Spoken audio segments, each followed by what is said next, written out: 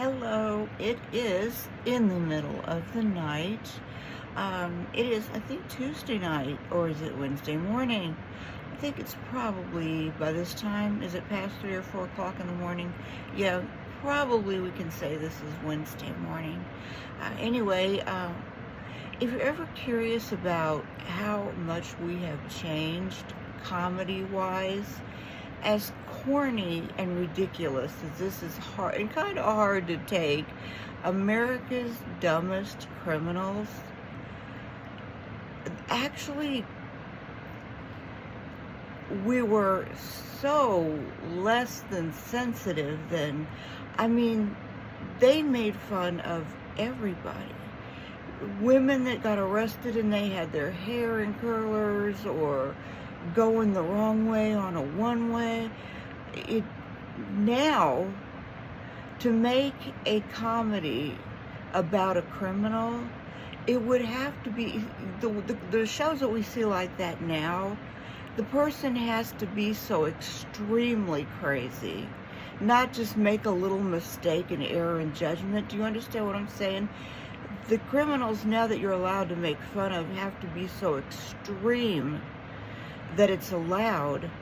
But on this particular show, you kind of made fun of everyday events, little silly mistakes that anybody could honestly make, or criminals. Now you can't make so much fun of the criminals, just the dumb things that they do randomly, you probably couldn't have that much fun with.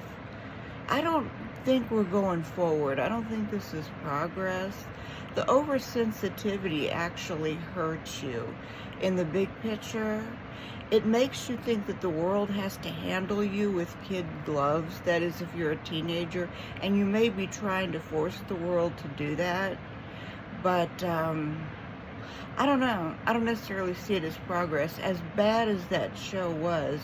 And I don't know how it managed to have seasons and seasons, because even one was pretty redundant. And all of those people and the host and everything was always so giggly and high. I don't even think they'd let, not like high on drugs, but like just giggly. I don't think they would let a person be giggly and be on any type of news, even if it was fun reporting. I mean, you got to take this sugar honey iced tea seriously. I don't know what I really mean, and you'd have to just have them side by side. I know, I guess that's why I need somebody to do reaction videos with still, but I'm not actively looking. Okay, but then I got to thinking, which every once in a while I do, not often enough, obviously, but I have been buying people's home movies of their weddings, like in the 50s and 60s and stuff, and I was going to put them on the YouTube channel.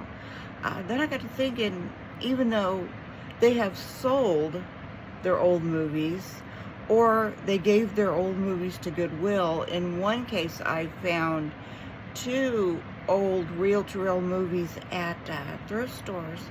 Am I allowed to put their content out there if they have sold it, lost it, moved away, died, what have you? If you know anything about that, please let me know before I get myself in trouble. You know, because occasionally, between my husband and I, we make somebody mad at us. And so then they're watching us, waiting for us to screw up and do something wrong. Oh yeah, we got that. That's what I mean about this new mentality.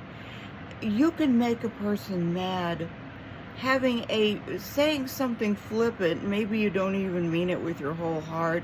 It's just that day maybe somebody cut you off in traffic, so you say something, you say it flippantly, and then somebody will listen for you to screw up, and they'll be like on you, waiting for you to make mistakes. Some of the content creators will know what I'm talking about. Everything is so not funny and to be taken seriously, and there are a group of critical people.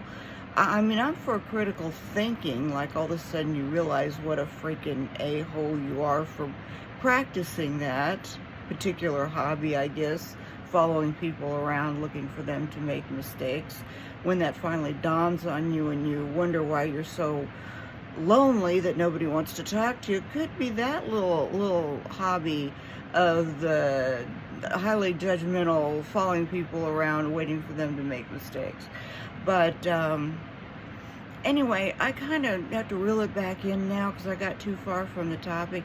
Anyway, I guess to sum it up, we take things way too seriously.